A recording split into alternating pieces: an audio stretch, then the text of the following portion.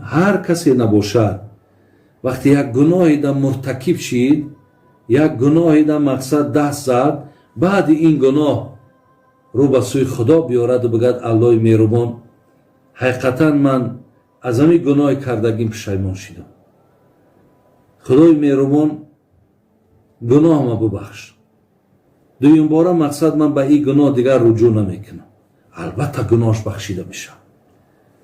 برادرها خواهرای عزیز، کدامید که تا همین روز، تا زمانی که صدای مرا میشنوید، به هر گناهی که تو اگر آلوده بودی، همین یک لحظه نشین و به طرف الله طلب استغفار کن، استغفرالله بگو، یا بگو که خدای توبه کردم، خدای ببخشم، خدایا مقصد حقیقت تا امروز من چی گناهایی نبود که نکرده باشم، مرا ببخش. الله تو را میبخشد. ولی یک قصه به یادم آمد در کتاب کبایر ذهبی، میگه یک زن پیش حضرت موسی آمد، گفت که حضرت موسی من یک گناه وزنی کردم. گفت چی گناه کردی؟ گفت زنا کردم، بعد زنا گفت حامله دار شدم و این حمل ما گفت تولد کردم و بردم زیر کشتمش و زیر خاکش کردم.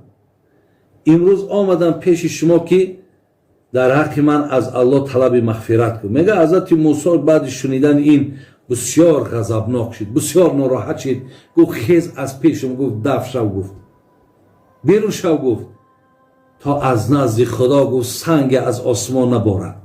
وقتی میگه این زن از نزد موسی بیرون شد، میگه الله مهربان جبرائیل روان کرد، گفت بگو به موسی که چرا بنده من برای طلب مغفرت آمد و تو او را گفت از پیشت راندی.